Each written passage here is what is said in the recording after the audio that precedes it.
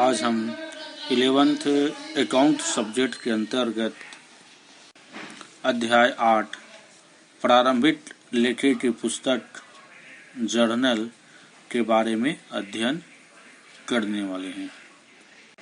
इसके पहले लेखांकन का परिचय, लेखांकन का अर्थ, परिभाषा, इनकी विशेषता, लेखांकन चक्र, लेखांकन प्रक्रिया की अवस्थाएं, लेखांकन की सीमाएं, लेखांकन के आधारभूत शब्द जिनमें पूंजी, आहरण, देनदार, व्यापारिक, देयता, लेनदार, प्राप्ति पत्र, देवी पत्र आदि का अपन विस्तार से अध्ययन कर चुके हैं। सौदों की उत्पत्ति, लेखांकन समीकरण,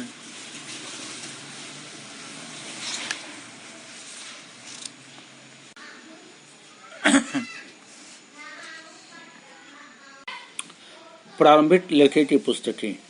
व्यावसायिक सौदे या लेन देनों को सर्वप्रथम जिन पुस्तकों में लिखा जाता है उन्हें प्रारंभिक लेखे की पुस्तकें, जर्नल या सहायक बहियां के नाम से जानते हैं।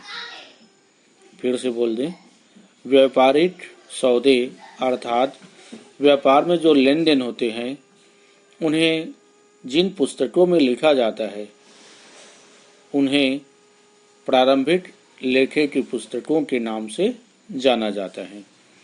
अब हम आते हैं प्रारंभिक लेखा। सौदा या लेन देन संपन्न होते ही इसे जर्नल या सहायक पुस्तकों में तुरंत लिख दिया जाता है। इसे प्रारंभिक लेखा कहते हैं। इसके बाद है जर्नल या पंजी।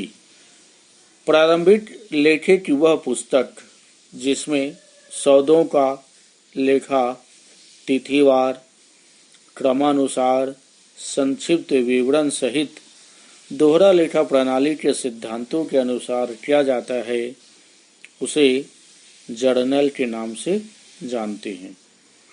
अर्थात व्यापार में जैसे ही कोई सौदा होता है उन सौदों का लेखा तिथिवार अर्थात जिस तारीख को सौदा होता है उसी तारीख के अनुसार क्रमानुसार से तात्पर्य होता है जैसे ही कोई सौदा हुआ उसे तुरंत क्रम के अनुसार दोहरा लेखा प्रणाली के नियमों का पालन करते हुए अर्थात प्रत्येक सौदे के दो प्रभाव को वह प्रभावित करता है, दो पक्षों को प्रभावित करता है। एक पक्ष पाने वाला रहता है तो दूसरा पक्ष देने वाला। संक्षिप्त विवरण सहित यदि माल बेचा जाए तो विक्रय लेखा या माल का विक्रय आदि संक्षिप्त विवरण सहित जिन लेखों को, जिन व्यवहारों को जिन पुस्तकों में लिखा जाता है उसे जर्नल कहा जाता है। इसके बाद पंजीयन। सौदों को जर्नल में लिखना या दर्ज करना, इंग्लिश में अपन इसी को एंट्री करने की प्रक्रिया भी कहा जाता है। अर्थात जैसे ही सौदों को जर्नल में प्रविष्टि करते हैं उसी को ही पंजीयन के नाम से जानते हैं। ब्यौरा या संक्षिप्त विवरण। जर्नल प्रविष्टि के नीचे सौदों को संक्षिप्त विवरण जिन्हें ब्रैकेट में लिखा जाता है उसे ब्यौरा या संक्षिप्त विवरण के नाम से जाना जाता है। जिस प्रकार से जैसे ही कोई सौदा होता है उन सौदों को संक्षिप्त रूप में लिखा जाता है उसे ही ब्यौरा या संक्षिप्त विवरण कहा जाता है। इसके बाद है खाता पृष्ठ संख्या। जर्नल के प्रारूप का तीसरा कॉलम अर्थात तीसरा खंड जिसमें जर्नल में दर्ज किए गए अर्थात जर्नल में जो उन प्रविष्टियों को दर्ज किया जाता है, सौदों को खाता बही में जिस पृष्ठ पर खतौनी की जाती है उस पृष्ठ संख्या को ही लिखना खाता पृष्ठ संख्या कहा जाता है। इसे लेजर फेलो के नाम से भी जानते हैं। एक बार फिर से बोल दूं, व्यापार में जो सौदा होता है उन सौदों को जर्नल में लिखा जाता है।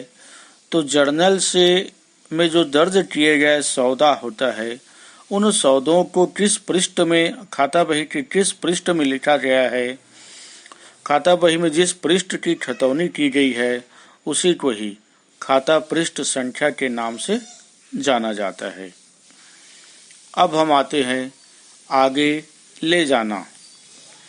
जर्नल के प्रत्येक पृष्ठ की डेबिट तथा क्रेडिट कॉलम की राशि का योग करना होता है और इन पृष्ठ संख्या की राशि का योग अपन दूसरे पृष्ठ पे ले जाते हैं। अर्थात जर्नल का जो पृष्ठ, पहले पृष्ठ का जो योग होता है उसे अगले पृष्ठ पर ले जाने की प्रक्रिया को ही योग आगे ले जाना कहा जाता है। इसके बाद से, इसी को इंग्लिश में टू शब्द से जाना जाता है। क्रेडिट किए जाने वाले खाते के पूर्व टू, अंग्रेजी में टू लिखा जाता है और हिंदी में इसे से शब्द बाद में लिखा जाता है। जैसे व्यापार प्रारंभ करते हैं तो प्रविष्टि लिखा जाता है रोकड़ खाता विकलन पूंजी खाता से मतलब यहाँ पूंजी खाता से व्यापार की शुरुआत किया गया। इंग्लिश में अपन इसी को लिखते हैं तो टू कैपिटल अकाउंट लिखा जाएगा। अंग्रेजी में से पहले लिखा जाता है जिसे इंग्लिश में टू शब्द से संबोधित करते हैं, और हिंदी में यदि प्रविष्टि किया जाएगा तो इसी को पूंजी खाता से, अर्थात पूंजी खाता के बाद से लगाना अनिवार्य होता है। अब हम आते हैं पीछे से लाया गया। अर्थात जर्नल के पिछले पृष्ठ के डेबिट तथा क्रेडिट कॉलम की राशि का योग अगले पृष्ठ पर लिखना। अर्थात पिछले पृष्ठ में जो योग है उन पृष्ठों का योग यदि अगले पृष्ठ पर लिखा जाए तो सबसे पहले उसे उस विवरण वाले कॉलम में पीछे से लाया गया ये शब्द लिखना, और उसके बाद उन पिछले पृष्ठ के योग को अमाउंट वाले कॉलम में लिखा जाता है। इसी को ही पीछे से लाया गया शब्द से संबोधित किया जाता है। अब हम आते हैं आहरण खाता। आहरण खाता के बारे में पहले बतला दूं कि आहरण क्या होता है। व्यापार के स्वामी द्वारा यदि अपने स्वयं के निजी उपयोग के लिए व्यापार से कोई वस्तु या रुपए यदि निकालते हैं तो स्वयं के उपयोग हेतु निकाली गई वस्तु या राशि को ही आहरण के नाम से जाना जाता है। इस प्रकार से व्यापार के स्वामी द्वारा स्वयं के निजी उपयोग के लिए व्यापार से निकाली गई वस्तु या नकदी रुपए का लेखा जिस खाते में किया जाता है उसे आहरण खाता कहा जाता है। यहाँ पे यदि व्यापार का स्वामी अपने स्वयं के उपयोग के लिए कोई वस्तु या पैसा निकालता है, मान लो अपने बालक का विद्यालय फीस देना हो, तो विद्यालय फीस देने के लिए वह यदि व्यापार से पैसा निकालता है तो यह भी आहरण खाता कहलाएगा। इस प्रकार से व्यापार के स्वामी द्वारा स्वयं के उपयोग के लिए व्यापार से निकाली गई रुपया को ही आहरण के नाम से जानते हैं। इसके बाद है क्रय खाता। वह खाता जिसमें नकद तथा उधार खरीदे गए माल का लेखा किया जाता है उसे क्रय खाता के नाम से जानते हैं।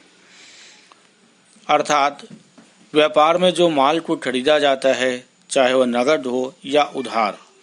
इनका लेखा जिस खाते में किया जाता है, जिस पुस्तकों में किया जाता है, उसे क्रय खाता के नाम से जानते हैं। इसके बाद क्रय वापसी खाता। खरीदे गए माल को जब किन्हीं कारणवश लौटाया जाता है तो इसे जिस पुस्तकों में या जिस खाते में लिखा जाता है उसे क्रय वापसी खाता के नाम से जानते हैं। हम जिस माल को जब खरीदते हैं, यदि किसी कारण से, यदि आदेशानुसार ना हो, जो आदेश हम सामान खरीदने के लिए देते हैं वह उसके हिसाब से ना हो, आवश्यकता से ज़्यादा माल भेजा गया हो, या किन्हीं भी कारण से हम जब खरीदे हुए माल को जब वापस करते हैं तो उसे ही उनका लेखा जिस पुस्तकों में किया जाता है उसे क्रय वापसी खाता कहा जाता है। इसके बाद है विक्रय खाता। उधार या नगद दोनों प्रकार के माल को जब अपन बेचते हैं तो उसका लेखा जिस पुस्तकों में किया जाता है उसे विक्रय खाता के नाम से जानते हैं।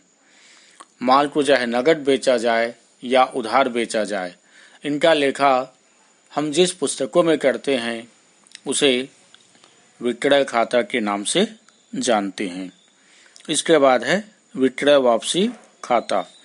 ग्राहक को जब हम माल बेचते हैं तो किन्हीं कारण से ग्राहक द्वारा यदि माल वापस कर दी जाती है तो इसका लेखा जिस पुस्तकों में किया जाता है उसे विक्रय वापसी खाता के नाम से जानते हैं। जिस प्रकार से हम खरीदे हुए माल का वापस करते हैं उसी प्रकार से हमारे पास यदि बेचा हुआ माल यदि वापस आ जाता है, ग्राहक यदि उस वस्तु से संतुष्ट न हो, जो वस्तु मांगा गया था वह वस्तु हमारे द्वारा न दिया जाए, तो ग्राहक यदि किसी कारण से हमें वह वस्तु माल लौटा देता है तो इसे विक्रय वापसी खाता के नाम से जानते हैं। इसके बाद आते हैं पूंजी खाता। व्यापारी द्वारा व्यापार में लगाई गई पूंजी, चाहे वह रोकड़ के रूप में हो, वस्तु के रूप में हो या संपत्ति आदि के रूप में हो, इनका लेखा जिस पुस्तक में किया जाता है या जिस खाते में किया जाता है उसे पूंजी खाता कहा जाता है। इसके पहले पूंजी शब्द को लेखांकन के आधारभूत शब्द में स्पष्ट कर दिया गया है कि पूंजी क्या होता है। अर्थात धन कमाने के उद्देश्य से व्यापारी के द्वारा व्यापार में जो रोकड़ या धन लगाया जाता है उसे पूंजी के नाम से जानते हैं। और व्यापार के स्वामी का प्रतिनिधित्व करने वाले दो खाते होते हैं, जिनमें पहला खाता होता है पूंजी खाता और दूसरा खाता होता है आहरण खाता। पूंजी और आहरण खाता व्यापार के स्वामी का प्रतिनिधित्व करने वाला खाता होता है। इसमें व्यापार के स्वामी का नाम व्यापार जर्नल में यानी पंजी प्रविष्टि में जर्नल में इनका लेखा व्यापार के स्वामी का न करते हुए उनके प्रतिनिधित्व करने वाले खाते पूंजी और आहरण खाता के नाम से खोला जाता है। इस प्रकार से व्यापार के स्वामी का प्रतिनिधित्व करने वाले के नाम से पूंजी खाता और आहरण खाता व्यापार में खोला जाता है। इस तरह प्रारंभिक लेखा से तात्पर्य होता है व्यापारिक लेन देनों का लेखा करने के लिए जिन पुस्तकों का उपयोग किया जाता है उन्हें लेखा पुस्तकें अथवा लेखा बहियों के नाम से जानते हैं। जिन पुस्तकों में प्रारंभ में सर्वप्रथम व्यापारिक लेन देनों को लिखा जाता है उन्हें प्रारंभिक लेखा की पुस्तकें कहते हैं।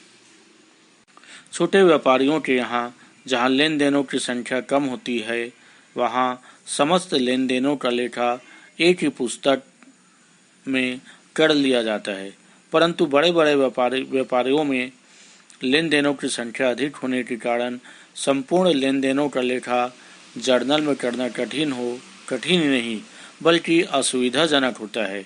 वहाँ लेन देन की प्रकृति के अनुसार जर्नल को अलग अलग पुस्तकों में बांट दिया जाता है।